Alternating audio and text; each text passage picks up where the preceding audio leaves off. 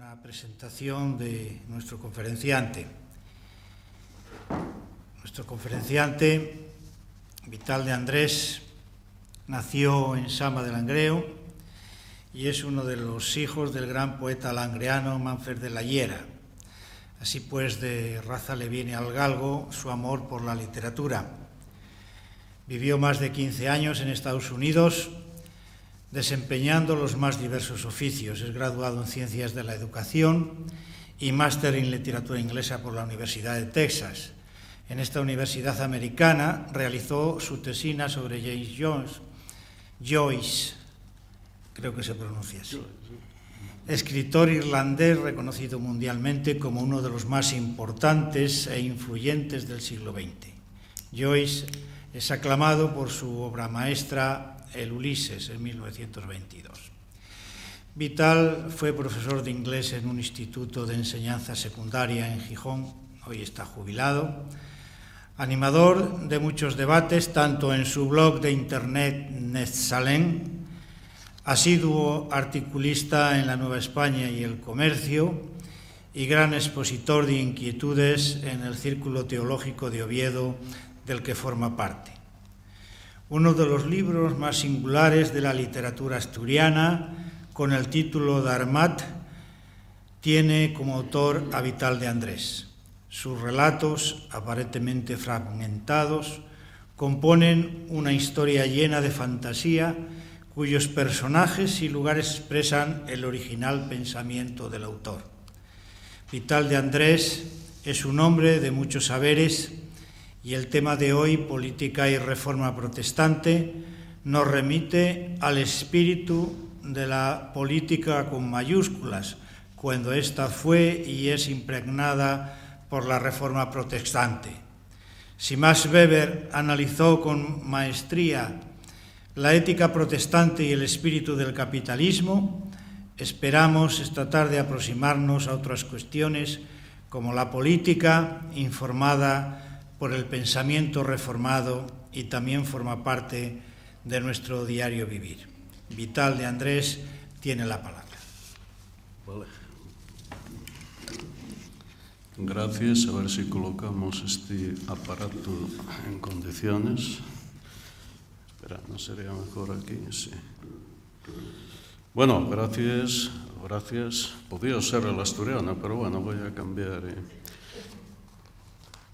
Bueno, gracias por la presentación y, en fin, el tema es un poquitín complicado, así que vamos a tener que concentrarnos un poco. Voy a empezar desde el principio. Si voy a hablar de teología y política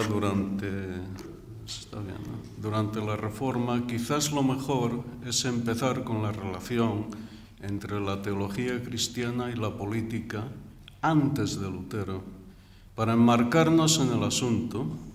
Luego llegaremos a la Reforma para ver cómo se entrelazan las dos cosas y entender así qué cambios se producen y cómo alcanzan nuestra época presente, si es que lo alcanzan. Bueno. En cuanto a política y religión, en los primeros tiempos del cristianismo, hay que entender que el movimiento de Jesús no nació para establecerse como una institución de larga duración, ya que leyendo el Nuevo Testamento nos damos cuenta que los seguidores del Nazareno esperaban el fin del mundo en esa misma generación. Como el fin de los tiempos no llegaba, entonces el cristianismo se vio obligado a instalarse en el imperio como una religión más. Tendría que organizarse de forma más compleja y perfilarse una identidad diferente del pueblo judío. Los planteamientos de organización iniciales del cristianismo eran los mínimos. La ética era una ética de urgencia, de total desprendimiento de las posesiones, de total perdón hasta con el enemigo más violento, de máxima precaución con el poder imperial, evitando todo tipo de roce o conflicto con la ley, pues al César lo que es del César y a Dios lo que es de Dios. El mundo fuera de las congregaciones cristianas, en aquel primer cristianismo, quedaba puesto entre paréntesis por un tiempo. Tierra de misión era ese mundo, hasta la llegada del Apocalipsis, donde acabaría siendo destruido, y de esa aniquilación surgiría un nuevo mundo y una nueva Jerusalén. Por eso, importante, no había necesidad de teorizaciones políticas, nada de complicadas teologías sobre el orden natural o la relación poder espiritual, poder temporal, ni menos sobre qué funciones tiene el Estado y cuál es la Iglesia. Todo eso vendría más adelante con el inesperado crecimiento del cristianismo y la posterior conversión de Constantino y el comienzo de lo que ya se comprendía bajo la idea de cristiandad. Por otra parte, hay que tener en cuenta que el cristianismo era muy variado. Había varias maneras de vivir y entender a Jesús. Y así, entre las diferentes iglesias y sectas, fueron surgiendo un grupo más fuerte. Hablamos de gnósticos, hablamos de diferentes tipos de modos de entender la figura de Jesús, que si era divino, si no era divino, todo eso ya es muy antiguo. Fue surgiendo de todos estos grupos y sectas, fue surgiendo un grupo más fuerte, más organizado, que más tarde se constituiría en la Iglesia Católica. Esta Iglesia fue perfilando un canon de las Escrituras entre los muchos escritos que circulaban sobre la vida y la obra de Jesús, formalizando lo que luego fue la Biblia del Antiguo y el Nuevo Testamento. Pero siguieron existiendo otras iglesias y sectas hasta que poco a poco se les fue arrinconando o simplemente desaparecieron del mapa. Cuando la Iglesia Católica se vio elevada a religión oficial bajo el poder del emperador, entonces se pasó al César lo que es de Dios y a Dios lo que es del César. Se invierte el orden. El poder político y el poder religioso se unen y se confunden. El emperador interviene en la Iglesia nombrando cargos eclesiásticos y definiendo doctrina o castigando herejes. Y el Papa interviene en los asuntos políticos como vicario de Cristo en la tierra, que tutela y da el visto bueno a lo que hacía el emperador.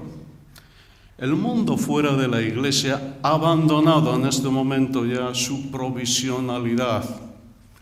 ¿Para pasar qué? Para pasar a ser parte interesada en sus negocios y asuntos terrenales. La Iglesia ya se mezcla totalmente con los asuntos del mundo.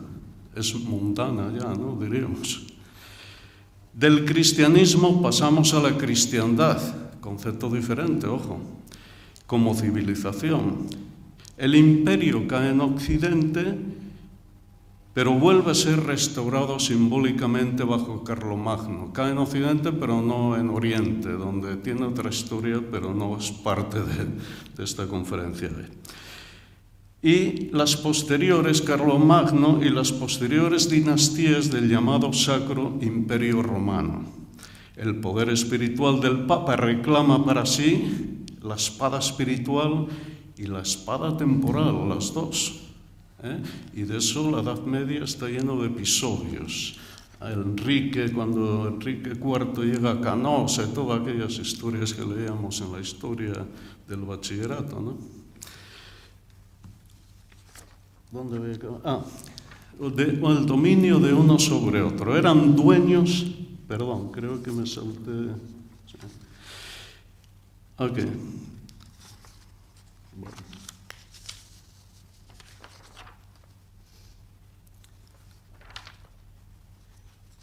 Sí, vale. Eran dueños absolutos del espacio y el tiempo. Era una época de intolerancia total. Acordémonos del genocidio contra los cátaros y los valdenses, y a los judíos de vez en cuando pues les tocaba echarse a temblar cuando había que buscar chivos expiatorios para las masas. Bien, pues ya vemos cómo evolucionan las cosas, ¿no? Bajo la idea de cristiandad, el poder terrenal y el poder espiritual forman un todo relacionado uno con otro, de tal modo que en este mundo medieval la política es iglesia y la iglesia es política. Todo forma parte de un mundo providencial, bastante sangriento, conflictivo y de pobreza y servidumbre generalizadas. No obstante, este es el mundo de la primera Edad Media. Luego ya evoluciona, pero esta es la Edad Media, cuidado con idealizarla, que era esto. A partir del siglo XIII hasta el principio del siglo XVI, la cristiandad se va moviendo y desplazando, tanto en lo material, comercial, social, como dentro de las conciencias más formadas y educadas. Comienzan a circular los textos de Aristóteles y Platón al contacto con el mundo musulmán. Se redescubre el mundo clásico como un espejo donde se miran las mentes más creativas y entonces se vuelve a hacer arte, filosofía, se estudia la política, comienza la ciencia empírica, las especulaciones esotéricas también, el estudio filológico de los textos antiguos y, como no, de las fuentes bíblicas. Hablamos del Renacimiento. Es la época de la imprenta, del descubrimiento de América, del contacto con el Oriente. La mente se desplaza. Y se desplaza en cosas que no eran cristianas, ni era parte de la Iglesia. Un peligro. El espejo del mundo clásico había removido la rigidez mental de la cristiandad. Y muchos, a comienzos de este siglo XVI, empezaban a tener dudas acerca de una iglesia con tanto poder y riquezas. Figuras del humanismo renacentista como Erasmo de Róterdam habían logrado con entusiasmo filológico, no filosófico, una depurada traducción del Nuevo Testamento directamente del griego. Ello hizo despertar un interés especial por aquel oscurecido y olvidado cristianismo original, que en muchos casos era irreconocible con las doctrinas de la Iglesia. Se empieza a cuestionar el mundo dado, a valorar la voluntad individual fuera de la dependencia de una teología y estructura religiosa totalizadora. Surgen las experiencias intimistas de la llamada Vía Media, donde el alma entraba en contacto directo con Dios. Y por otro lado, el pensamiento teológico de la Vía Moderna, con sus intentos de superación del tomismo escolástico y su casuística, etc. A ello se añadía una crítica al poder papal absoluto, basada en la superioridad de los concilios sobre la voluntad del pontífice. Hablamos de filósofos como Dan, o teólogos, en este caso teólogos, Dans Scoto o Guillermo de Ockham en español, y sus seguidores. En una palabra, la cristiandad entraba en crisis, pero nadie se atrevía a coger el toro por los cuernos y sacudirlo en una nueva dirección. Ya vemos entonces cómo nada es eterno y todo cambia por mucho que parezca durar. Y en esta etapa renacentista hay dos cosas que merece la pena resaltar. El poder secular va cobrando mucha más fuerza por el crecimiento de las ciudades y la apertura de vías de comercio, la Liga Hanseanita, etcétera, etcétera, y la centralización de algunas monarquías. De hecho, gente como Marsilio de Padua o Ockham, Marsilio de Padua italiano, Ockham inglés, critican en sus escritos la interferencia del poder de la Iglesia en un ámbito que no le corresponde, el espacio político civil. Nacen también un cierto constitucionalismo y un conciliarismo que tuvo poco recorrido por la fuerte oposición papal. A principios del siglo XVI, ese cristianismo que había nacido como una religión provisional muchos siglos atrás, y con un mensaje sencillo de salvación, se había convertido, como ya vimos, en una cristiandad sobrecargada de intereses políticos, riquezas, supersticiones y teologías complicadas. Pero aquel mensaje inicial del Jesucristo que había venido al mundo para salvar a la humanidad del pecado y ofrecerle la vida eterna a través de su muerte en la cruz, según las Escrituras, seguía vivo. Muchos hombres de iglesia veían necesario rescatar aquel evangelio y darle vida de nuevo en su sencillez. Había habido movimientos reformistas como el de John Wycliffe y Juan Hus en un pasado no muy lejano, el siglo anterior, pero ambos habían sido derrotados y no se perfilaban en el futuro intentos de reforma y cambio que no acabaran en la hoguera o en la tortura. Por eso, cuando Lutero clavó las 95 tesis en la catedral de Wittenberg, denunciando las indulgencias y proclamando el Evangelio de la Gracia, hubo gran expectación en los ámbitos eclesiásticos y políticos de los territorios alemanes. ¿Cuánto iba a durar esa protesta contra una iglesia que chupaba lo que podía la sangre alemana para embellecer la lejana Roma? ¿Hasta dónde podría llegar el fraile agustino con su nuevo evangelio? Rápidamente, el aparato de la Iglesia, con sus mejores teólogos y hasta el mismo emperador Carlos V, se pusieron a la tarea de apagar cuanto antes el fuego de la herejía. La Dieta de Worms, 1521, fue el escenario dramático de la renuncia de Lutero a su retractación. Dramático, acordaros la declaración que hizo, ¿no? Ya antes de este episodio, había tenido lugar la condena y excomunión del agustino por el Papa León X. Lutero, entonces, quema la bula de excomunión y un ejemplar del derecho canónico de la Iglesia. Y atención, quema literalmente el poder del Papa y la idea de la Iglesia como fuente originaria de poder y creadora de derecho. Es importante esto. A partir de ahí todo se va precipitando y el eco de una esperada reforma de la Iglesia fue haciéndose cada vez más posible. Tuvo capital importancia que el príncipe elector de Sajonia, Federico el Sabio, tomase partido por Lutero, pues de lo contrario la vida del monje hubiese acabado como Juan Hus o Savonarola, o sea, en la hoguera, ¿no?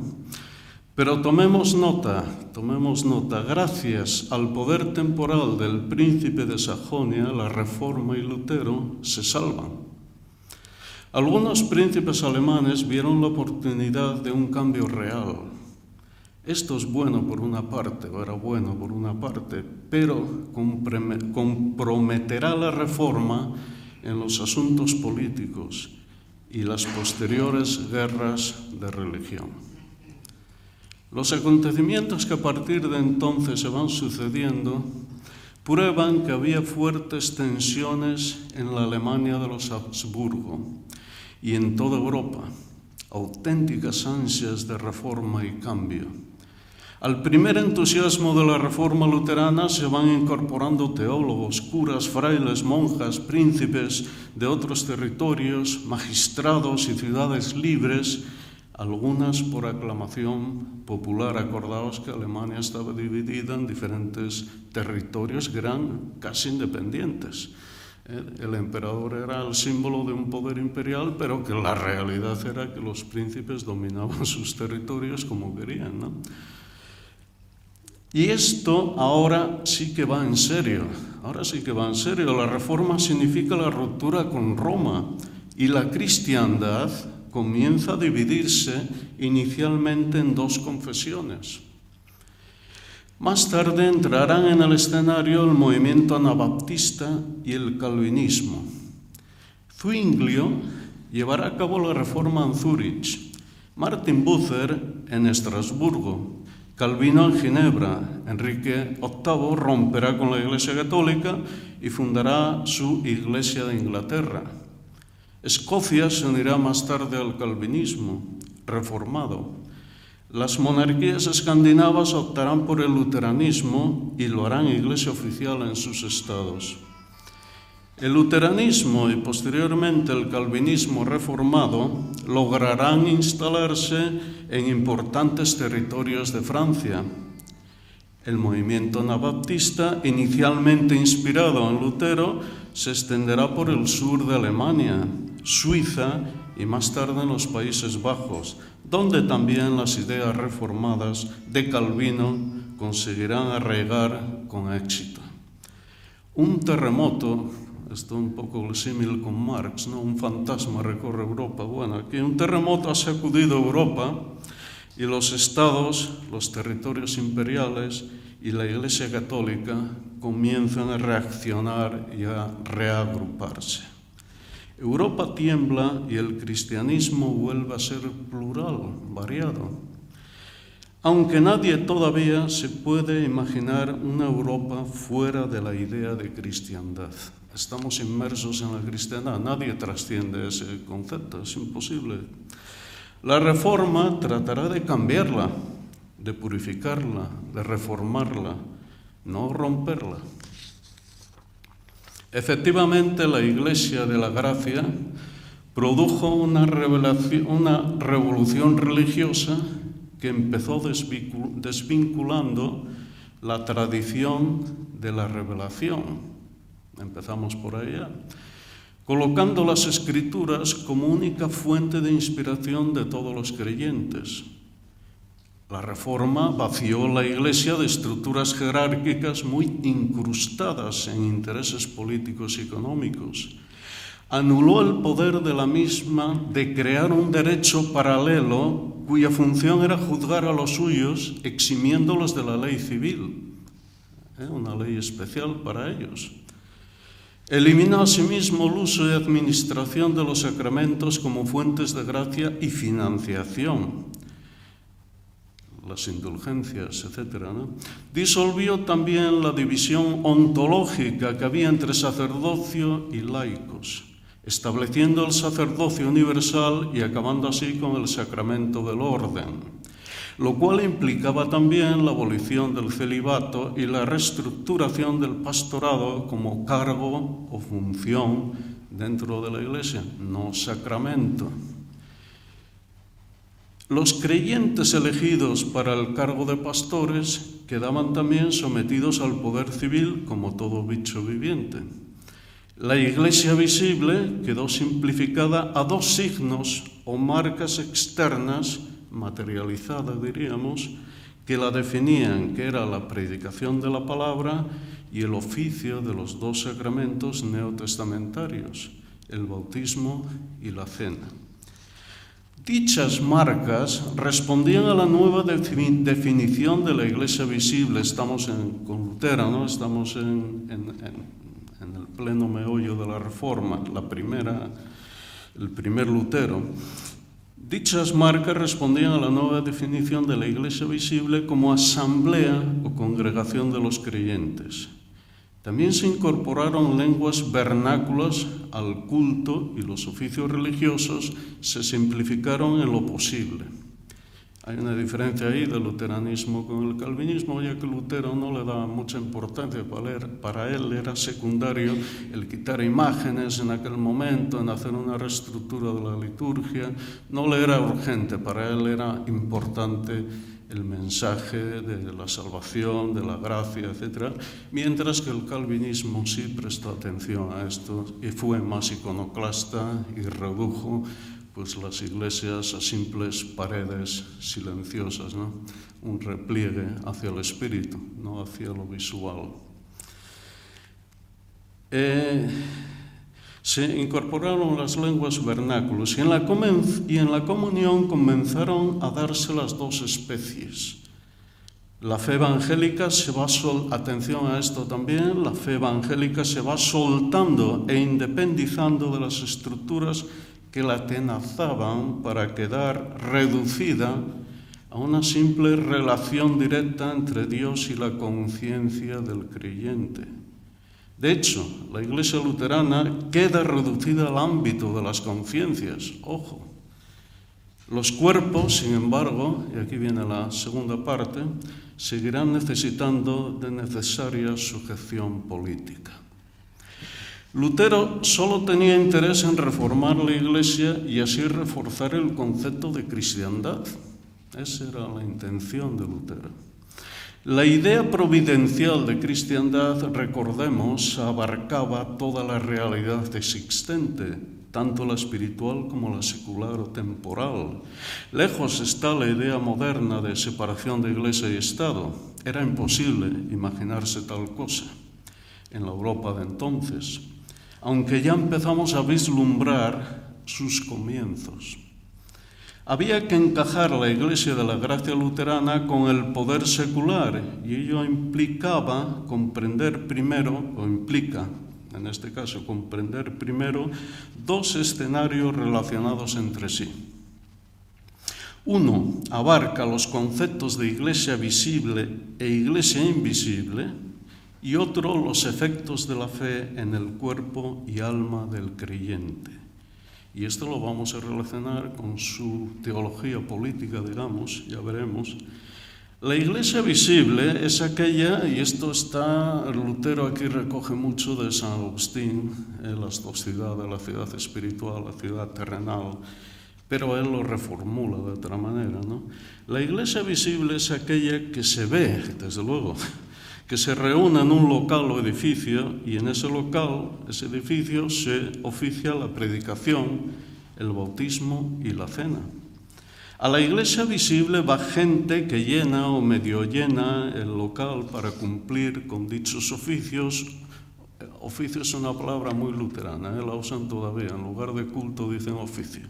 Voy a utilizar la palabra luterana en este caso. O sus deberes cristianos. Pero surge una pregunta. ¿Cómo podemos saber a ciencia cierta que esa gente es creyente sincera o simplemente aparentan serlo por conveniencia? ¿Hay algún signo que lo indique? Podría haberlo, pero tal signo quedaría encerrado y limitado a la exclusiva intimidad del creyente con Dios. Nadie puede juzgar esa dimensión de la fe, es, yo diría, casi incomunicable. Efectivamente, una persona que va a los oficios con frecuencia o se comporta de forma moralmente aceptable, no por ello nos está indicando que es una persona que haya sido escogida por Dios para salvación. Existen la simulación y las apariencias, componentes esenciales de la hipocresía. Por lo tanto, el único que sabe y conoce a sus escogidos es Dios. Esa es la Iglesia invisible y va ligada a la doctrina de la predestinación, que Lutero también asumía. No la doble predestinación. Lutero no quería saber mucho de si Dios condenaba o no se metía ahí, era bastante ambiguo en ese tema. Lo de Calvino fue más directo, pero no tanto como creemos a veces. Lo único que puede testimoniar de su fe al creyente es su propia conciencia, algo muy subjetivo. De lo que se deduce entonces que la Iglesia visible e invisible no coinciden. Y por lo tanto la Iglesia visible es necesariamente una mezcla de creyentes reales y cristianos nominales, más en aquella época que todo el mundo era cristiano. Nominalmente tenían que serlo todos por medio del bautismo. El bautismo te integraba en la sociedad en general, no en la Iglesia, sino en la sociedad, en el mundo. Entonces todo el mundo era cristiano de una manera, ¿no? Ahora bien, si vamos al mundo secular, también tenemos una mezcla de creyentes reales y cristianos nominales pues funcionando en la sociedad, ¿no? Estamos en el siglo XVI, ojo, que viven en sociedad. Y en la sociedad civil, las marcas puestas por Dios son la ley y los gobernantes. La materialización, digamos, de la voluntad de Dios, la ley y los gobernantes. En toda sociedad humana, desgraciadamente, se cometen delitos. más o menos graves y punibles en mayor o menor grado. Y surge otra pregunta. ¿Es que los que viven por la fe no están libres de cometer algún delito o alguna fechoría? Bueno, no, mientras vivan sometidos respondería Lutero rápidamente, a las pasiones del cuerpo y a la voluntad carnal, ningún creyente real está libre de transgredir la ley, ¿no? De ahí que para Lutero el gobernante o magistrado cumple su función divina aplicando la ley y distribuyendo la justicia a todo el mundo, sin excepción. Un mundo sin ley sería un caos o una anarquía, y Lutero para eso era sensible. Recordar la reacción que tuvo con los campesinos, la revuelta de los campesinos, que acabó llamándolos perros, y bueno, increíble, ¿no? Era algo que no podía ver. Pero al mismo tiempo nos podría surgir otra pregunta. ¿Cómo es posible que un creyente real siga pecando, incluso cometer algún delito? ¿No estaba salvo? ¿No está justificado por la fe? ¿No estaba ya definitivamente salvado y fuera de peligro por medio de la gracia y la fe? Entonces vamos al segundo escenario. La Reforma constituye una revolución de las conciencias por su forma de entender la redención y la sola fide, o sola fe, o salvación por la fe.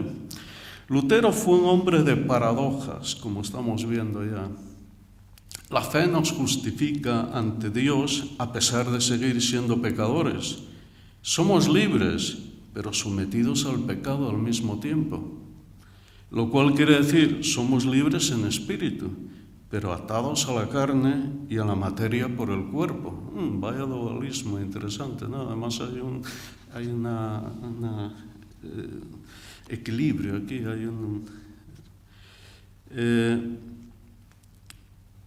y cuando se dice libres en espíritu, quiere decir libres de toda ley, de toda atadura, de todo poder del pecado sobre nosotros.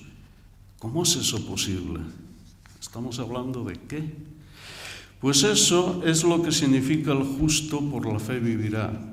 Significa que Dios ya no te juzga por tus pecados, ni por tu inexorable condición de pecador, ni por tus obras. Ante Dios estás justificado, libre, sin culpa y sin castigo, pues Cristo pagó por tus pecados en la cruz una vez y para siempre, para que tú quedases liberado, redimido y sin culpa ante Dios. Esa es la esencia del Evangelio. En teoría puedes hacer lo que te venga en gana porque eres libre de verdad. Pero cuando un creyente cristiano tiene ese estado de gracia y libertad que produce la fe, según Lutero, ocurre algo al mismo tiempo.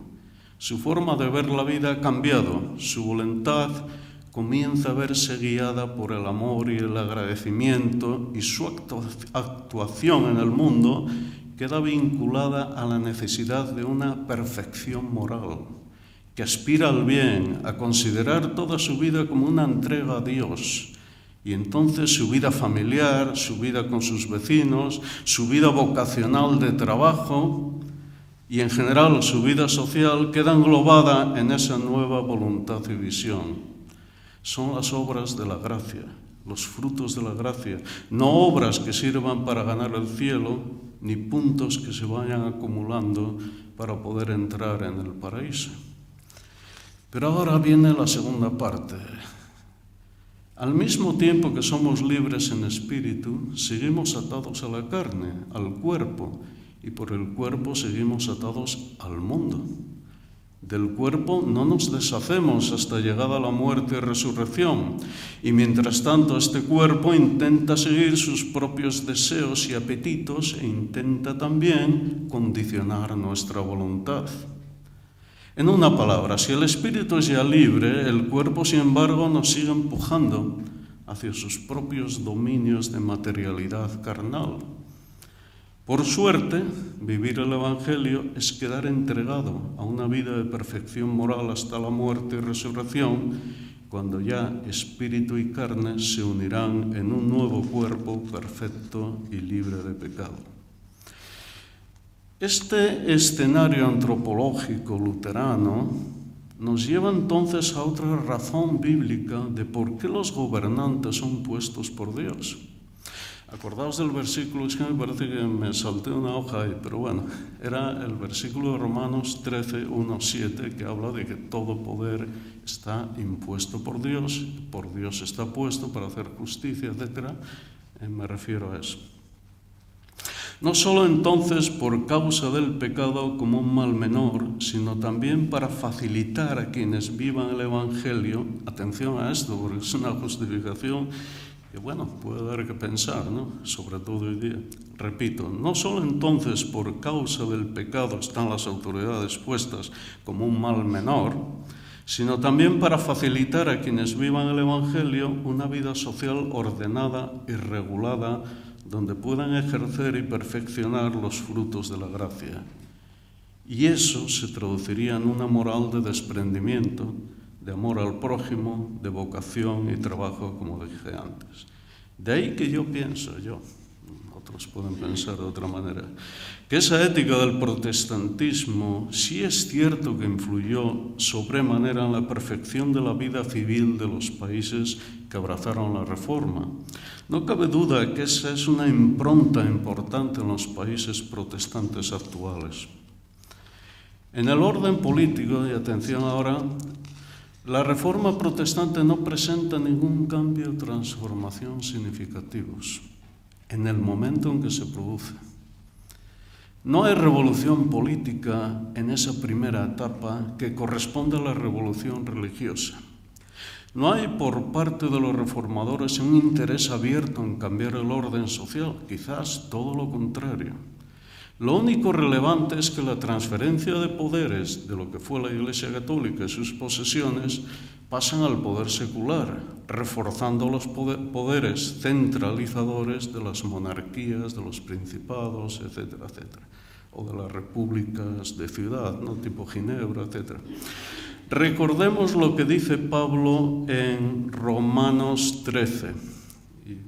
Sométase toda persona a las autoridades superiores porque no hay autoridad que no provenga de Dios. Romanos 13, 1, 7, como dije antes, aunque antes lo mencionaba en otro contexto. Los reformadores magistrales, se dice reformadores magistrales, luego reformadores secundarios. Bueno, los reformadores magistrales tales como Lutero, Calvino, Zwinglio, Bucer, Bullinger, Ecolampadio, Melanchthon, Beza, están todos, si vais a Ginebra, veréis en la plaza de la Reforma todos ahí, sus estatuas allí, muy solemnes. Todos ellos interpretaron Romanos 13 como la divinización del poder político de un modo directo. Atención con este directo. Recordemos también que la Reforma rechaza el racionalismo intelectualista de la escolástica tomista, que asumía una ley natural independiente de la revelación y fundamento de un orden político elaborado por los hombres a través de la razón. Los tomistas y sus seguidores entendían el orden político como procedente de Dios de manera indirecta. Atención, de manera indirecta. Y mediada por los hombres como seres con cierta autonomía para regular sus asuntos sociales. Esta era la escolástica, bueno, más bien los seguidores de Tomás de Aquino, aunque empieza ahí.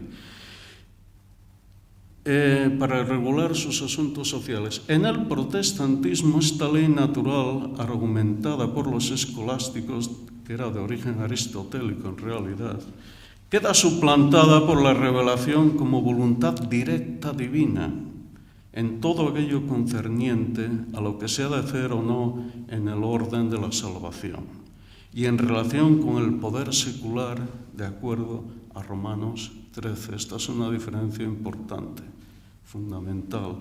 Y esto ya venía sucediendo, es la influencia también de cierta teología, filosofía, de Duns Scotus y Ockham, que enfatizaron precisamente, negaron los universales precisamente porque los universales condicionaban a Dios y Dios no lo condiciona a nadie, es una voluntad infinita, es pura voluntad. No hay nada que limite a Dios. Entonces aquí hay una diferencia fundamental. Por tanto, el poder político existe porque Dios así lo ha decretado, el protestantismo, ¿no? Y es un poder divino directo, investido en el monarca, magistrado, príncipe o cualquiera sea de la modalidad de fundamento o localización del poder. Las consecuencias de esta interpretación del texto paulino, sacada a ella del contexto histórico y hecha norma universal, lleva a los reformadores a enfatizar la obediencia incondicional al poder secular establecido, incluso cuando el gobernante sea injusto, cruel o caprichoso. ¿Pero qué estamos hablando aquí? Rebelarse contra el poder civil es rebelarse contra Dios, pues por muy malo que sea el gobernante, es preferible cierta tiranía a la anarquía o el caos. Las rebeliones campesinas que estaban aconteciendo cuando Lutero, el primer Lutero, los primeros años de la Reforma, la interpretación que hacían los campesinos, Thomas Münzer, de la Reforma era una interpretación radical, afectaba a lo social también. Por lo tanto, los campesinos interpretaron la Reforma como un cambio social y una revolución social también, no al estilo socialista, ni mucho menos. Entonces, las catastróficas, además de las rebeliones campesinas, pues se sucedieron las catastróficas experiencias del utopismo anabaptista. El movimiento anabaptista, esto requiere otra conferencia, no voy a entrar en ellos mucho. Y era el utopismo anabaptista de la ciudad de Münster. ¿Qué pasó en la ciudad de Münster? Pues que los anabaptistas que rechazaban al poder civil decían que la salvación tenía que ver, o sea, la iglesia visible coincidía con la iglesia invisible. Entonces la iglesia era el único ámbito en que se tenía que mover el cristiano. Lo demás era el mundo. Era algo que no tenía que ver con ellos. ¿Qué pasó? Pues que este tipo de idea, que requiere más explicación, fueron a la ciudad en un momento de rebelión, de persecución, se apoderaron de la ciudad de Münster, cerca de los Países Bajos, en Alemania, cerca de los Países Bajos, y hicieron una comuna de tipo anarquista. Llevaron a cabo lo que sería el experimento de lo que ellos entendían como una libertad espiritual. Y lo que pasó allí fue horrendo, porque dentro de la comuna pues empezó la arbitrariedad, empezó la amoralidad total. El líder de la comuna tenía 14 mujeres, 15, el otro no sé qué, y acabó todo en una masacre. Tanto los ejércitos protestantes y católicos en ese momento se unieron para acabar con ellos, porque aquello era... pues esta fue la experiencia de Münster, y todo esto está como trasfondo de todas estas ideas de acatamiento del poder secular como impuesto por Dios, etcétera, etcétera. Digo que hay que tenerlo en cuenta, no estar de acuerdo, claro.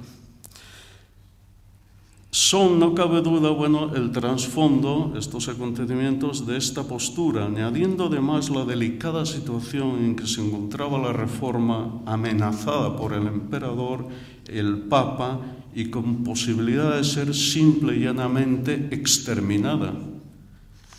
Una concesión a cualquier tipo de constitucionalismo, liberalidad, a través de los estamentos populares, estamentos era como se dividía la sociedad entonces, y eran, un estamento quiere decir que nacías ahí, morías ahí, no había trasvase de... Además de ser inconcebible, en el siglo XVI daría a la Reforma una tonalidad de desestabilización social que pondría a los príncipes evangélicos a la contra o al abandono de la causa. No era factible hacer aventurados paralelismos entre la revolución religiosa y la sociedad secular. Pero Lutero llega a decir que un gobierno tiránico podría ser una forma de castigo divino por nuestra desobediencia y falta de paciencia y sumisión. Habíamos dicho arriba que la Reforma se salva gracias a la intervención del príncipe Federico el Sabio de Sajonia, al que más tarde se fueron uniendo otros príncipes. Lutero no está en condiciones de despertar dudas sobre su lealtad a quienes le protegen. Pero el problema de esta ética es: ¿hasta qué límites podremos soportar la violencia de un gobernante o incluso la misma amenaza de exterminio por parte de éste sin que mostremos señal alguna de resistencia o rebelión? ¿Es posible soportar a un Hitler o hacerse cómplice con él, como hizo en su día la Iglesia Luterana Alemana oficial? ¿O de lo contrario, hay que marcar la línea y a partir de ahí se abre una fosa entre el nazismo y la Iglesia, como hizo la Iglesia Luterana Confesante, donde había buenos teólogos, como Karl Barth, entre ellos? Y quien dice Hitler, dice Stalin o Franco, o cualquier tiranía, Pinochet, etcétera, etcétera. Ese fue el dilema que se presentó en su momento a la Reforma protestante, cuando las fuerzas católicas del emperador, una vez fallidos los intentos por apagar el incendio luterano por medio de fuertes presiones políticas y teológicas, se reagruparon militarmente para acabar con la herejía. El primer Lutero había dado ejemplo con su negativa a la retractación ante el mismo emperador, con una valentía increíble, en nombre de Dios, para abrazar un evangelio de paz, de amor y sumisión a la autoridad secular. Pero una vez que la amenaza militar era ya palpable, el reformador tuvo que avenirse a la necesidad de justificar una respuesta de resistencia activa, si no querían acabar todos como los albigenses o los valdenses o los mismos anabaptistas, siendo objeto de exterminio masivo. Allí en el siglo XVI no era broma. El exterminio y la matanza del inconformista era normal. Una vez organizada la Liga de Esmacalda, Liga Protestante de Esmacalda, 1531, por Felipe I de Hesse y Federico de Sajonia, se presentó abiertamente el dilema de la resistencia armada contra el emperador. Pero tal decisión habría de ser justificada teológicamente para que Lutero la aceptara. Para el reformador se mantenía obstinado en la idea de la absoluta sumisión al emperador por parte de los súbditos, no bajaba de ahí. Pero la pregunta era importante: ¿qué hacer cuando un gobernante amenazaba abiertamente contra el Evangelio de Dios y su palabra por medio de la violencia? Fue Melanchthon el lugarteniente de Lutero, Jonas también, y Spalatin, y otros quienes encontraron la respuesta en base al concepto paulino por eso la interpretación es increíble, ¿no? A veces, en base al concepto paulino de autoridades ordenadas por Dios. Si el emperador era una autoridad ordenada por Dios, también los magistrados y príncipes electores eran autoridades ordenadas por Dios para ejercer justicia en el ámbito secular. ¿Qué pasa entonces cuando el emperador interviene militarmente en el ámbito espiritual, repito, ¿no?, con el ánimo de perseguir a la Iglesia de Dios y su palabra? La respuesta de la reunión en el Palacio de Torgau, se reunieron los lugartenientes, digamos, entre comillas, de Lutero, entre ellos Melanchthon, una figura muy importante en la Reforma, fue dar legalidad a la resistencia contra el emperador por haber sobrepasado los límites de su cargo, interviniendo en asuntos espirituales que no eran de su competencia, y además en nombre del Papa del Anticristo. En aquel momento para Lutero era el Anticristo. Los magistrados o príncipes electores interpretan entonces que el emperador está colocándose fuera de la ley y por tanto ellos, al gozar de una igualdad legal porque eran electores, efectivamente, el Carlos I era heredero, pero era heredero entre otros, y la Dieta elegía los 6 o 7 príncipes electores más magistrados de ciudad elegían al emperador, era con permiso de la dieta, el emperador no era directo, no era... Entonces sí, había una igualdad, efectivamente. Podían actuar legalmente contra él. El problema es puramente civil y político entre autoridades igualmente ordenadas por Dios. Y por lo tanto no hay rebelión o desobediencia del creyente como iglesia. ¿Os acordáis de la iglesia visible, la iglesia invisible, el concepto de separación? Bueno. Y por lo tanto no hay rebelión, efectivamente, sí. Estamos hablando de lo que yo llamaría un protoconstitucionalismo protestante que más adelante, durante las guerras civiles religiosas en Francia, los teólogos y teóricos políticos calvinistas o hugonotes desarrollarían con más avances y aportaciones.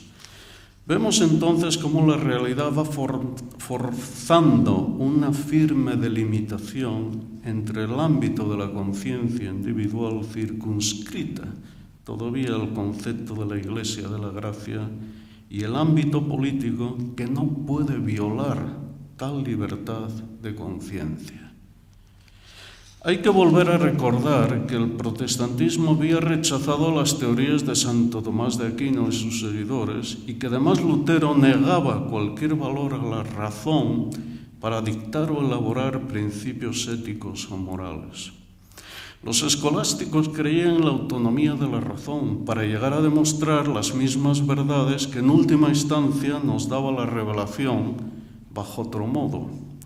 La razón entonces para ello respondía al orden natural y en base a ese orden natural podían elaborar el sistema de gobierno más adecuado al contexto que en última instancia estaría también avalado en última instancia por la revelación. Es un modo indirecto, digamos, de organizar la política, no directamente por Dios, sino indirectamente.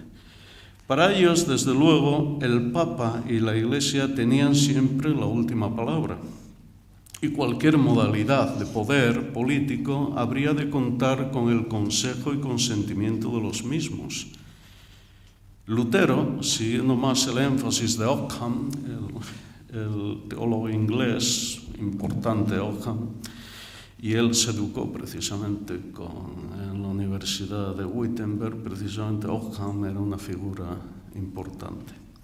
Ockham antepuso la directa voluntad de Dios tal como dicta y manifiestan las Escrituras, y de ahí el apego obstinado a los versículos de Romanos 13.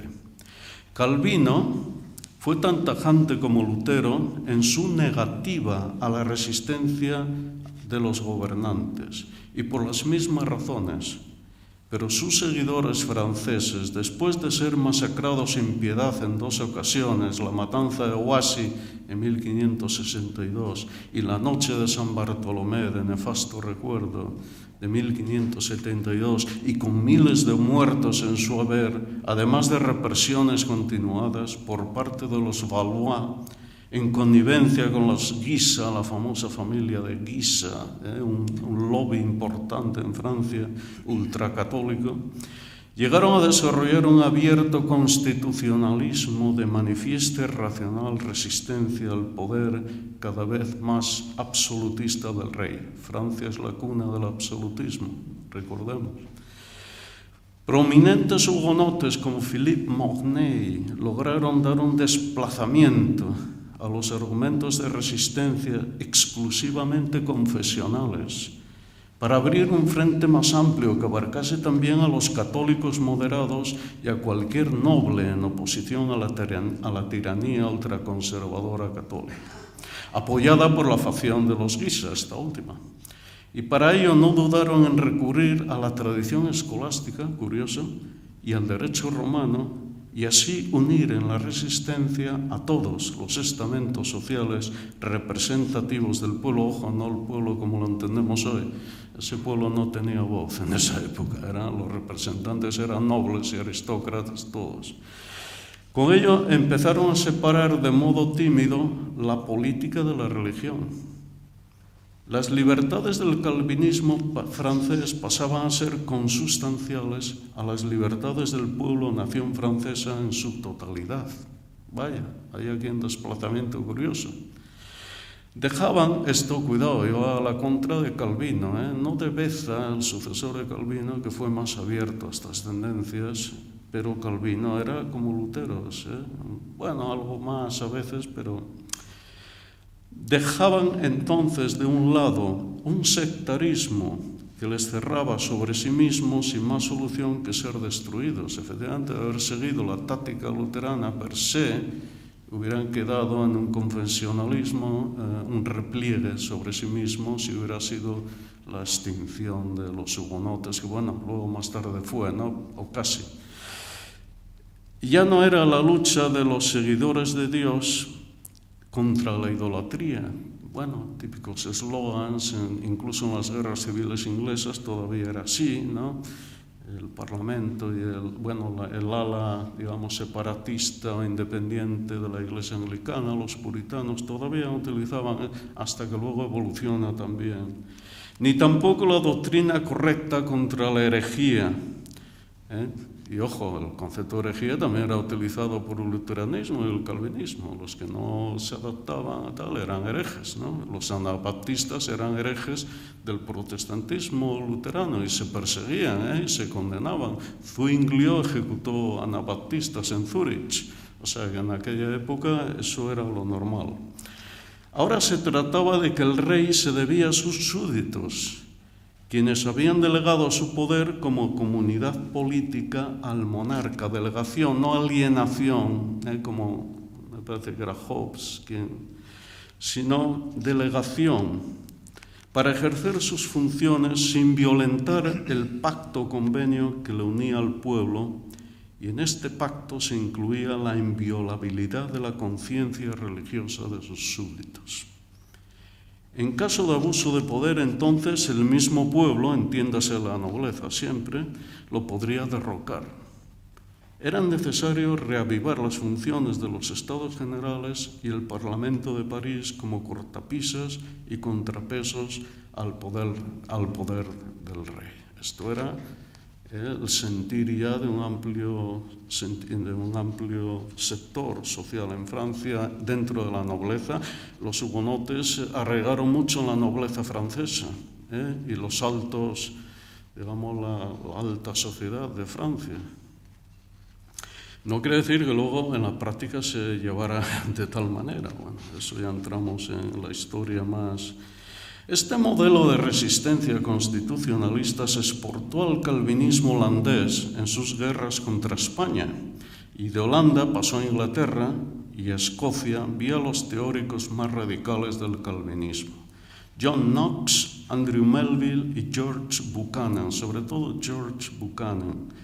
Buchanan, utilizando el concepto calvinista de pacto o convenio entre gobernantes y el rey, y al mismo tiempo el pacto, el convenio, eso era muy calvinista, era recurrir al Antiguo Testamento, el pacto con Dios, porque un pacto tiene la importancia, un convenio, covenant en inglés, de que limita el poder de Dios.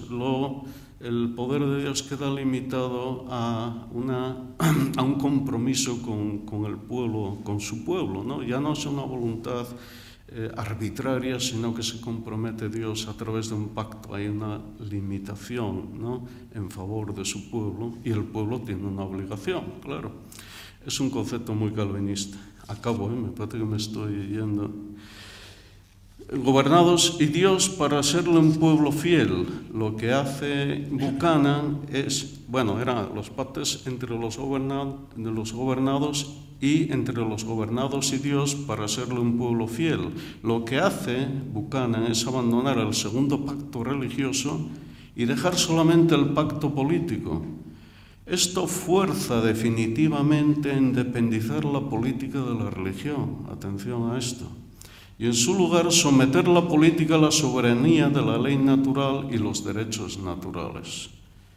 Al mismo tiempo, el contrato o convenio político se extendía no solo a los estamentos representativos, y este es el paso que da Buchanan ya en el siglo XVI a finales, al mismo tiempo se extendía no solo a los estamentos representativos por medio de la nobleza, sino a todo el pueblo y a toda conciencia individual.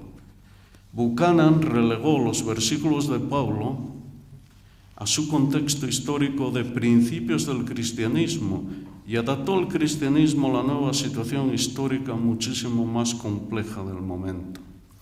Pero al final, y ya acabamos enseguida, ¿cómo rompe la cristiandad? Porque hablábamos de cristiandad, pero la cristiandad sigue, el concepto de cristiandad sigue vivo. Sin embargo, seguía vivo en aquel entonces, pero yo creo que ahora no sigue vivo. Entonces, ¿qué pasa? ¿Qué rompe con el concepto de cristiandad? No fue la Reforma, precisamente. Últimamente se leo mucho sobre la culpabilidad de la Reforma protestante que creó las guerras religiosas a través del siglo XVI y XVII, e incluso marxistas también ahora están culpando la Reforma protestante, etcétera, etcétera. Pero bueno, vamos a ver, y acabamos ya, pero al final, ¿cómo rompe la cristiandad como concepto global de civilización providencial para ser sustituido como concepto político europeo, que es lo que estamos viviendo ahora? Recordemos que la Reforma había independizado la fe del catolicismo, la había independizado, ¿no? Por eso hice énfasis en su momento. Sin embargo, la Reforma protestante no pudo evitar las guerras y su justificación, como ya vimos. El compromiso, hasta Lutero se tuvo que venir a aceptar la guerra como solución. Pero al asumir el poder político, al asumir el poder civil, la defensa de la fe como problema político, ¿qué ocurre? Las guerras políticas se confunden inevitablemente con guerras religiosas. Es inevitable. Una vez que ya entras ahí, seguimos bajo el concepto de cristiandad. Seguimos. A la larga, la ofensiva y contraofensiva del protestantismo y el catolicismo durante las largas guerras de religión de los siglos XVI y XVII nos sumergen en una Europa donde no habrá unidad política mientras no haya unidad religiosa. Y así era. Chan, chan, chan, venga a luchar y venga aquí la guerra de los 30 años, las guerras civiles en Francia, parlamento, rey en Inglaterra, y así era, ¿no? No habrá unidad política mientras no haya unidad religiosa. Cueste lo que cueste, a base de destrucción y desolación. Pero llega un momento en que esos mismos poderes políticos se dan cuenta de que es imposible destruir al enemigo y que la guerra está debilitando y empobreciendo a todo el mundo. Surge el agotamiento, y con el agotamiento muchos centenares de miles y muchos miles, centenares de miles de muertos en el haber. Surge la idea de la tolerancia con el enemigo. La religión ha de pasar necesariamente a un segundo plano, al plano de las creencias particulares, y entonces la política se independiza de la religión y cada territorio y estado comienzan a entender la política como compromiso y acuerdo por encima de las creencias religiosas. Cada estado adoptará la religión o las religiones que crea conveniente y respetará la misma opción a los demás estados. Cada estado trazará sus fronteras, hará un reajuste de territorios y la religión queda relegada al particularismo de cada estado-nación. Empieza a nacer el nacionalismo. Es la paz de Westfalia de 1646. De esto estamos hablando. Es el fin de la guerra de los 30 años, por puro agotamiento, desolación, miseria. Una consecuencia indirecta de la Reforma, efectivamente, y del catolicismo y de todo el concepto de cristiandad. Esto es como empieza a acabar la cristiandad, como concepto, como idea global. Se trasciende ya la idea de cristiandad. Pero si la política se independiza de la religión, más tarde lo hace la filosofía de la teología. Y al mismo tiempo la ciencia rompe como saber independiente, y acabo aquí, queda muy poquitín, de la religión, y abre nuevos horizontes. Más tarde será la moral y el arte. Comienza la sociedad civil y la ilustración. La ley se comienza a vislumbrar como independiente de los particularismos para ser la ley común de toda la sociedad. Es ahí cuando la cristiandad rompe como una idea global y de unidad inquebrantable para dar paso a la soberanía de los estados y a la libertad de creencias. Incluso el ateísmo, incluso el mundo no cristiano, ¿no? O las creencias no cristianas, deísmo, agnosticismo, etcétera, etcétera, unitarismo, todo esto. Pero que rompa la cristiandad no quiere decir que rompa el cristianismo. Ojo, son dos conceptos diferentes. Uno es cristiandad y otro es cristianismo. Poco a poco las iglesias cristianas surgidas de la Reforma y las nuevas iglesias que van surgiendo dentro de la llamada Tercera Reforma, no sé si me equivoco porque hay otra nomenclatura que utiliza otra gente, se van adaptando a un nuevo estatus de libertad religiosa y respeto mutuo bajo el dominio de la ley civil común. La sociedad civil ha dejado de ser problema de Dios para quedar en manos de los hombres y sus ideologías. Y ya vemos el siglo XX, que tampoco salió bien parado. Y nada más, lo dejamos aquí. Si tenéis alguna pregunta.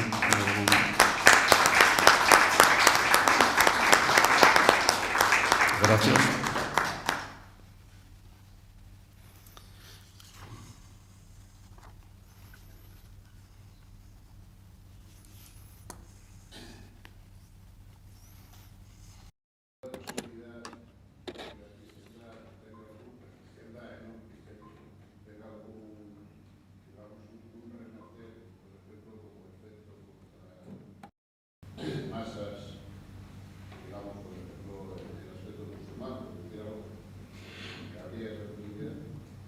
Bueno, yo creo que el pasado no vuelve, no sería, podría producirse otra cosa, ¿no? No sabemos lo que es, el futuro es impredecible. Es posible que se pueda producir otra cosa, ¿no? Ahora mismo estamos en la unidad europea, ¿no? La comunidad europea, ahí es, digamos, el ideal que nos, de alguna manera, nos une, entre comillas, ¿no? O es el proyecto que tenemos o que tienen, bueno, como europeos, y yo creo que ese es el marco, pero es un marco puramente político, no es un marco religioso. La religión ha perdido ya el poder que tenía.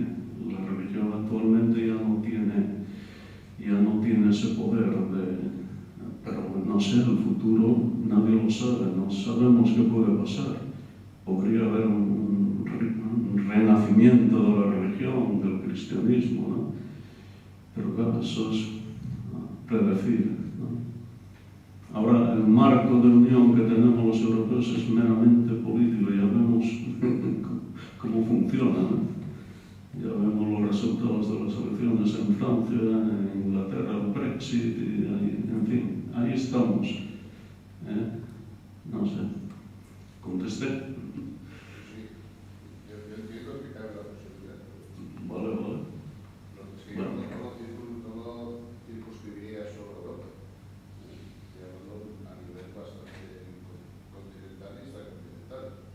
De hecho, hay una aparente enfrentamiento mundial y Latinoamérica.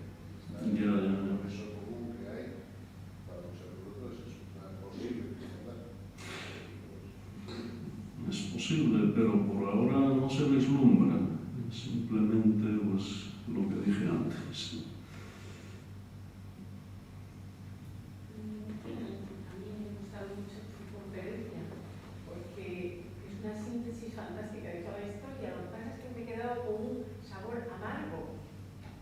Porque verdaderamente, no sé, todo lo que nos has comentado y transmitido, pues se ve que una primitiva cristiandad o cristianismo tan auténtico, tan inmediato, porque efectivamente se esperaba el Apocalipsis ya, pues se pasó a toda esa carga política, social, a que la Iglesia lo dominara todo y desde luego que se separara de los principios cristianos.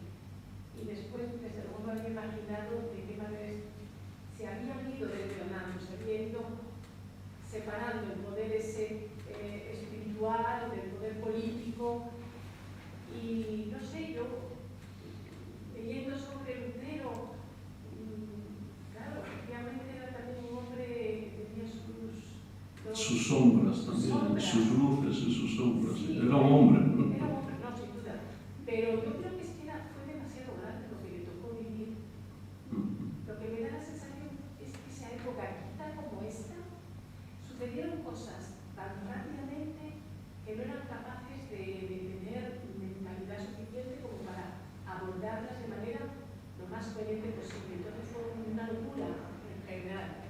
¿Qué opinión tienes tú comparado aquella época un poco con esta? Aunque desde el punto de vista espiritual, como muy bien has dicho, no se puede comparar.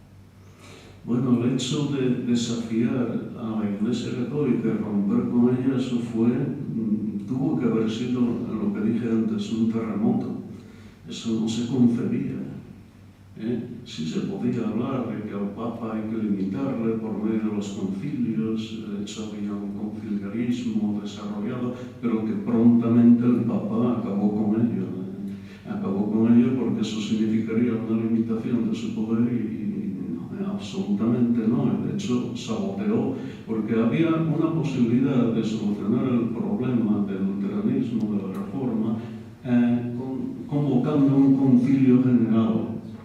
Y de hecho Lutero y Melanchthon estaban de acuerdo en esa convocatoria del concilio. El emperador Carlos V esperaba ese concilio, de hecho lo deseaba y creaba las condiciones posibles para que ese concilio general se llevara a cabo, ese concilio ecuménico se llevara a cabo y se solucionara la disputa religiosa, ¿no? Pero ¿qué pasa? El Papa no le interesaba, el rey de Francia tampoco, porque había unas rivalidades muy fuertes. Estaba aliado el rey de Francia con el Papa en contra de los Habsburgo, era una rivalidad a muerte que tenían. Y el rey de Francia hacía todo lo posible para perjudicar a Carlos V de cualquier manera, a los Habsburgo, ¿no? Se llegó a aliar hasta con los turcos, el rey de Francia, Francisco I, para de alguna manera entorpecer, ¿no? Se llegó a liar Francisco I al mismo tiempo que perseguía a los hugonotes, a los protestantes luteranos, en un principio luego calvinistas. Los perseguía en Francia, pero luego se aliaba con la Liga de Esmacalda en Alemania. Y todo era pues, en función de esa política, de esa rivalidad que había, ¿no? Y iba, entonces creo que perdí ahora la idea. Sí. ¿En qué medida podemos entender este tiempo de ahora? Que no tiene nada que ver con No, de hecho en aquella época se concebía lo que expliqué, el concepto de cristiandad era un concepto providencial, todo estaba en manos de Dios de alguna manera, directa o indirectamente. El poder político era parte también de la cristiandad, no estaba separado. Por eso luego hablamos de la separación de la política de la religión. Cuidado, es que la época que vivimos es consecuencia de todo esto. Hoy día vivimos en un mundo donde la sociedad civil, vamos a ver, hay una separación de Iglesia y Estado, lo vemos como normal, y hay una separación de la política de la religión, claramente, hay una separación de los saberes y cada vez más especializaciones. Parece que la independencia del saber se multiplica de muchas maneras y esa es la consecuencia que estamos viviendo. Ahora, si esto tiene una razón, un sustrato racional, como pensaba Hegel, por ejemplo, tal, yo ahí no podría decir que hay un sustrato racional, salvo, bueno, únicamente que al ser un hombre de fe, pues creo que sí, que Dios está siempre. Pero de una manera racional, filosófica, yo creo más que hay una discontinuidad. Yo no puedo explicar si hay una causa y efecto exactamente, pero lo que sí veo es que estamos viviendo la consecuencia de aquellas guerras de religión, de todo aquello, ¿no? De la paz de Westfalia. Es ahí donde empieza la Europa moderna realmente, es ahí donde se configuran los estados con sus fronteras, porque antes no era así. Antes eran monarquías hereditarias que tenían territorios que heredaban aquí, quitaban y ponían, y era un juego político de territorialidad muy ambiguo, muy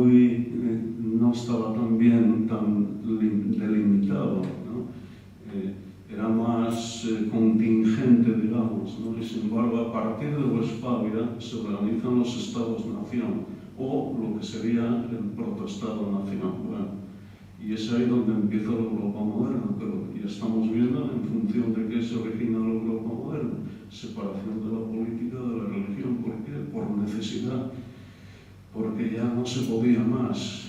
No puedo acabar contigo, quisiera aplastar. Fíjate, es verdad, es así, es muy pesimista, pero no puedo acabar contigo, machacarte, aplastarte, quitarte delante.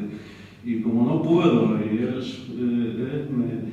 te enfrentas a mí, sigues teniendo poder y sigues teniendo manera de luchar contra mí, pues hay que llegar a un pacto. Y desgraciadamente esto es un poco lo que es la historia humana muchas veces, ¿no? Y bueno, no se puede negar esto, quiero decir.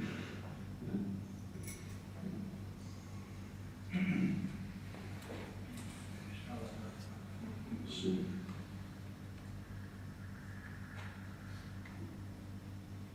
Vital siempre es prudente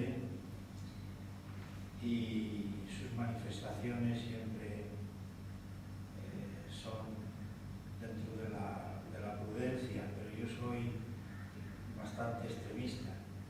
Entonces, cuando él habla de una Europa ahora muy de separación de poderes, Iglesia y Estado, yo hay determinadas cosas que no las veo. Es decir, todavía hay un símbolo donde el poder papal todavía intenta.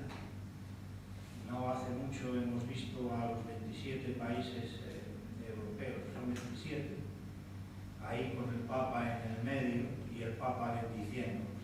Pero no hace mucho he visto yo al rey besando el anillo al rey o a muchos obispos besándoles allí el anillo, todavía como sometiéndose el rey, ese simbolismo, todavía eso no se ha quitado de la epidermis española. Estamos viviendo siempre esas escenas de un cultural catolicismo que no está impregnado en la piel española. Por eso que yo no veo tanta, igual ocurre en parte de Europa, es decir, como países luteranos pues están realmente admitiendo determinadas cosas del Papa, como si el Papa hubiera inventado algo, cuando yo ya he dicho que lo que ha dicho el Papa ya lo llevo yo diciendo hace mucho tiempo y a mí nadie me hace caso. Así que quiero decir que hay un simbolismo todavía en esta Europa que no se ha quitado de separación de Iglesia y Estado. No sé cómo. Sí, bueno, yo creo que sí, todavía hay restos o residuos de lo que fue el poder religioso, pero que no tienen un poder de hecho, vamos, ya no es lo de antes, ni mucho menos. Efectivamente, eso que tú dices y todo, pues yo creo que con el tiempo puede desaparecer o no, o a lo mejor puede volver un revival, ¿no? Un renacimiento católico, y no sé, es que el futuro es impredecible, ¿no? Pero efectivamente sí, todavía queda, efectivamente en España, yo creo que incluso, por ejemplo, este tipo de conferencias, todavía hay unos prejuicios. El hecho de que digas, hay una conferencia sobre el protestantismo ahí en la Casa de la Cultura, pues ¿cómo se interpreta? Incluso por gente así, eso es secta, eso es no sé qué, ya lo interpretan como si fuera algo raro, algo. Y de hecho me acuerdo en el Ateneo Obrero que, bueno, un día me ofrecieron una conferencia sobre el protestantismo y tal, me dijeron, no, aquí somos laicos. Bueno, yo también soy laico, ¿y qué quieres decir con eso? Pues claro que interpreta protestantismo, secta, testigo de Jehová, cosa. Bueno, esa mentalidad sigue existiendo, claro. Es una mentalidad todavía de la época tridentina, ¿no? Cuando el protestantismo pasó a ser el diablo en persona, ¿no? Y queda pues, un residuo inconsciente, ¿no? Inconsciente católico en España muy fuerte. No solamente en esto, en otras cosas, actitudes, en la política incluso se nota mucho todavía de tendencia, de jerarquía, de tal, ¿no? Se nota mucho, pero bueno, no. Pero yo creo que el poder, de hecho, es un poder ya donde hay una separación de Iglesia y Estado. Ya estamos aquí, nadie nos persigue, no viene nadie a cortarnos la cabeza ahora mismo. Esto en el siglo XVI, en Francia, sería imposible. Acabaríamos todos en la hoguera o en la cárcel, torturados y todo. Entonces eso se debe a esa separación de Iglesia y Estado, por suerte, por suerte. Yo quería puntualizar algo más. Sí. Es verdad que hay una separación en el papel, pero verdaderamente no lo hay, porque en la televisión puedes ver grupos debatiendo, pero es muy raro, nunca ves a un protestante Sí, lo que dije antes. y sin embargo, otros grupos minoritarios aparte, se les pone debatiendo, es decir, se les da una importancia muy grande. Entonces, bueno, España tiene en el ADN todavía tiene muy impreso, a lo mejor, fíjate, te digo, en altas jerarquías católicas, que les viene bien, por supuesto, seguir ancladas en un cierto poder, no está tan, lo tienen en tanto ADN. Tú hablas con unas determinadas jerarquías, te entiendes bien. Cuando lo trasladan al pueblo, cierran España, lo cierran. De tal manera que les han trasladado desde siempre una posición hacia el libre pensamiento. Sí, el libre pensamiento, has dado en el clavo, sí. Entonces ahí seguimos. Y yo desde luego cuando vi cómo el rey hoy de España llevaba a Santiago a ofrecer a Santiago sus hijas, me di cuenta que estábamos exactamente en el mismo punto que hace 60, 70 o 80 años. Aparentemente hemos cambiado en el papel. Y tú sabes, podrías poner muchos ejemplos, yo se los podría poner, de cómo alrededor nuestro efectivamente la gente enmudece cuando tú le hablas, pues eso, vamos a hacer una exposición de Lutero. Y ves, es que de pronto es como si les corriera algo que les paraliza. Hay algo que no se explica. No, y de hecho hay un nacionalismo español que todavía identifica a España con catolicismo directamente. Existe. Y se pueden nombrar partidos que reclaman eso. La nacionalidad española es idéntica al catolicismo. Bueno, hay. Dentro de partidos de derechas existe esa mentalidad. Ser buen español es ser católico, o por lo menos comulgar con algunas prácticas católicas, etcétera, etcétera, porque es nuestra identidad. Y entonces ahí sí, efectivamente corre el peligro de que vuelva otra vez, pero bueno, no sabemos el futuro total del ebolitismo y ser español todavía no se produce de la manera que desearíamos, es cierto. Estoy de acuerdo con eso, quizá conteste un poco lo tuyo también. De todas formas, a mí me parece que el cristianismo desde el principio, una vez que se unía con el poder, es cuando el cristianismo, el que lo fundó, no pretendía fundar una cosa con poder, era una cosa espiritual, de cambiar lo de adentro del hombre. Pero no, una vez que se une al poder, terminamos con el cristianismo. Ese fue el problema de la reforma también. Lutero era muy consciente de todo esto, sabía lo que estaba pasando. Por eso no podemos esperar a que sea otra vez un poder. Una vez que es poder, nuestras creencias cristianas se unen al poder, a Dios, cristianismo verdadero. Porque el Nuevo Testamento, cuando se lee, lo que se ve es que el poder es, lo que decíamos, es algo provisional, que está ahí, pero que ha de desaparecer. El Apocalipsis lo explica claramente, ¿no? Y además con mucha rabia. Bueno, y yo creo que es eso. Yo incluso pienso a veces, cuando la Iglesia se une al poder, se acabó ya el cristianismo, se acabó. Entramos en la cristiandad, pero se acabó el cristianismo. Es que eso no era, eso no es el cristianismo. Por lo menos si vamos a la Escritura, efectivamente vemos que el cristianismo es la sencillez, la salvación, la sencillez, el desprendimiento, etcétera, etcétera. Y sí, ese sería un buen debate.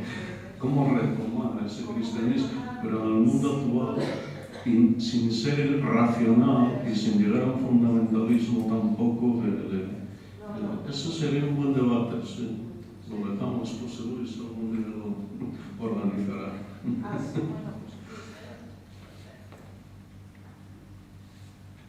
Bueno, una sí. última cuestión. Agradecerte la conferencia, ha sido muy instructiva, muy clarificadora en muchísimos puntos.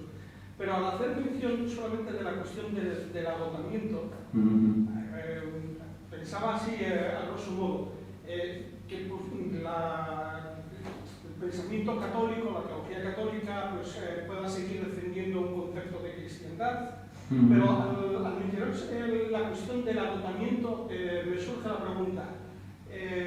¿Esa es la explicación que todavía no haya habido agotamiento en otras cosmovisiones religiosas?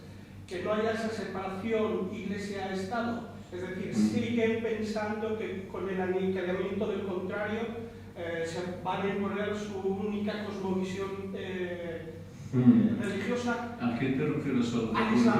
Al Islam. O a ser más comedidos a la visión radical del Islam. En ese sentido, ¿no? Es decir, no hay agotamiento, por lo tanto no podemos esperar. O influye toda la cuestión de esa teología protestante que no es consecuente, como has explicado en un primer momento, pero que luego va marcando pautas y instrumentos para llegar a esa separación, aunque fuese por el agotamiento. No sé si explico que va separando. En ese Islam radical nunca se produciría esa separación iglesia-estado porque no bebe de esos principios o de esa fuente para llegar a esa cosa. En el Islam la iglesia tiene todo el poder, por llamar el poder religioso es fundamental. No hay división de poder político religioso, es todo uno. El Islam es mucho más, bueno, no lo veo, es mucho más peligroso en ese aspecto, ¿no? Y no se agotan, mira cómo luchan y se matan y tal, y el Islam sigue siendo eso, y sigue siendo eso, no puede ser, no lo sé, quizás, pero por ahora lo que veo es que no puede ser otra cosa. Cuando lees el Corán te das cuenta de ello. Es lo que llamamos la cristiandad o la umma islámica. Eso es, no hay posibilidad de constitucionalismo ni de conciliarismo ni nada. Ahí es la palabra, es la iglesia quien manda. Y si estoy equivocado, corregirme, yo es lo que pienso, y entonces hay una relación de fuerza, porque la historia es relación de fuerza, y lo que estaba explicando es que esa relación de fuerza te puede llevar a acabar con el enemigo o puedes llegar a un pacto con él. Una vez que la iglesia cristiana está metida en esto, se convierte en cristiandad, pues sigue en ese juego, no hay otro. Es que la historia no te ofrece otro juego, entiendo lo que te digo.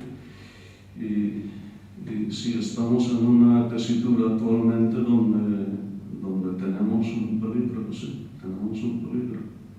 Algunos pensadores, situados más bien a la izquierda ideológica, podemos decir, piensan que lo que necesita el Islam es una reforma protestante, entre comillas.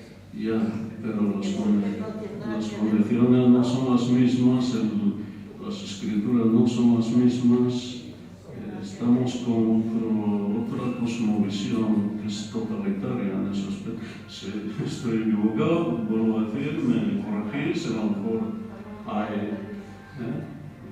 otra interpretación de lo que es el Islam que es diferente a la mía. Bueno, abierto estoy a ello. ¿Qué más quisiera? Que hubiera esa posibilidad. Me gustaría que comentaras en un minuto el caso de la ejecución de Miguel Servet, por hacer un poco de... Es que tenemos aquí a un especialista en Miguel Servet. Ah, sí, bueno, pues... Y casi mejor... Bueno, yo podría decir simplemente que Miguel Servet, efectivamente, bueno, el hombre era hereje consumado para católicos y protestantes, ¿no?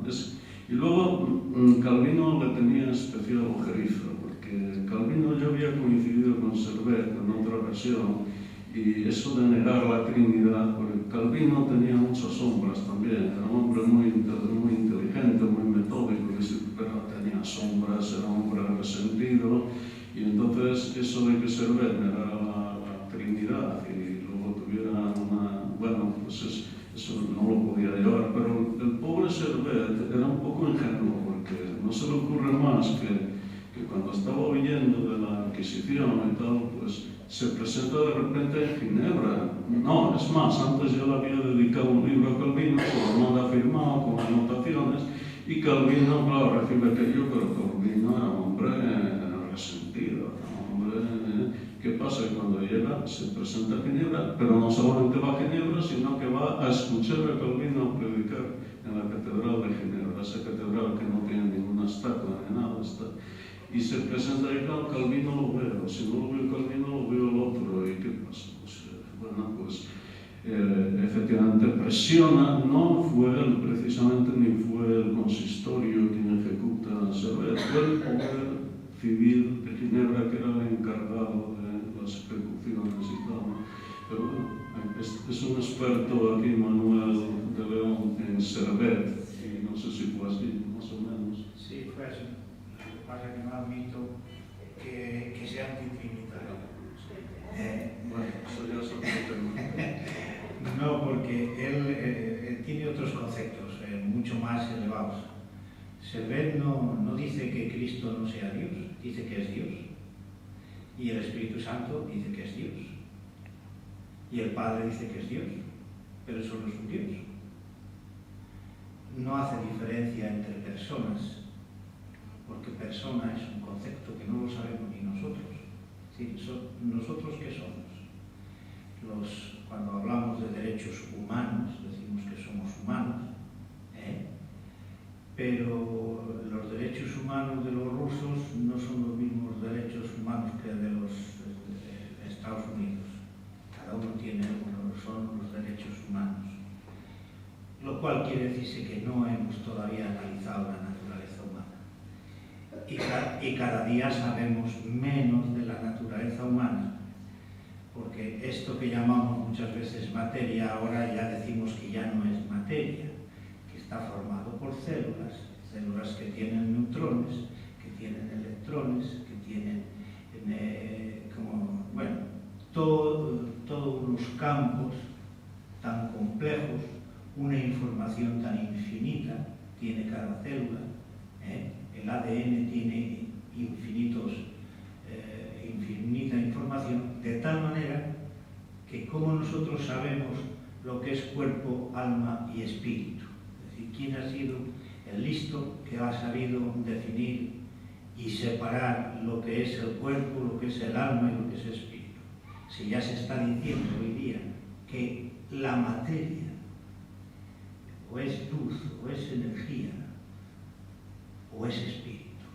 Hoy día hay mucha gente que sostiene que eso tiene tanta información que eso pertenece al espíritu. Por consiguiente, yo estoy cerca de Servet en todo esto, porque hay que estudiar y analizar muchas cosas acerca de la Trinidad. Es la primera vez que yo hablo de este tema que no sea particular, pero sí que he aprovechado la ocasión para decir que hay Servet considera que tanto Cristo como el Espíritu Santo son modos de Dios. Yo no sé tampoco cómo entiende, porque yo todavía no he comprendido la doctrina de Servet. Servet, para explicar algunas cosas del Espíritu, llega a la invención de la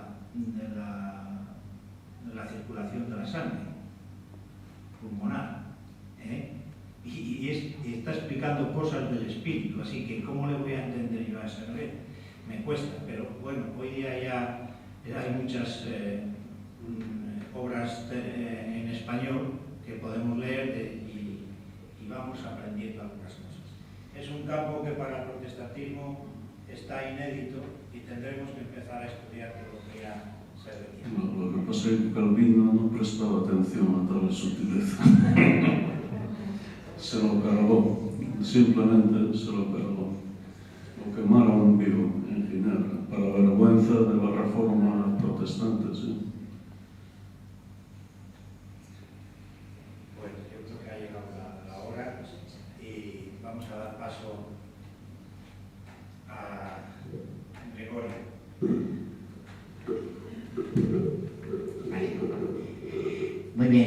primer lugar, agradecer a Vital de Andrés por su exposición de la conferencia del 500 aniversario de la Reforma Protestante sobre su tema tan interesante como ha sido política y teología de la Reforma.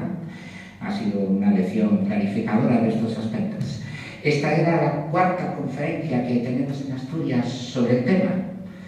Las otras las hemos desarrollado en las otras grandes ciudades de nuestra comunidad autónoma, Gijón, Oviedo y Avilés. Pero no acaba aquí el aniversario ni la celebración de la Reforma. El próximo miércoles, el día 4, vamos a dar comienzo a una serie de conferencias en la Universidad de Oviedo y concretamente el día 4 de mayo a las 7:30 en el aula magna del edificio histórico de la Universidad de Oviedo vamos a tener otra conferencia, en esta vez dada por un hermano creyente que viene de Madrid, don José Luis Santander, que es director de la Sociedad Bíblica en España. Sin duda, el gran beneficio que nos ha dejado a los creyentes la Reforma ha sido el volver a las fuentes, el volver a la Escritura, el volver a la Biblia. Quizás es lo que más nos ha impresionado. El devenir de la Reforma, bueno, pues Vital nos ha contado alguno de esos devenires, ¿verdad?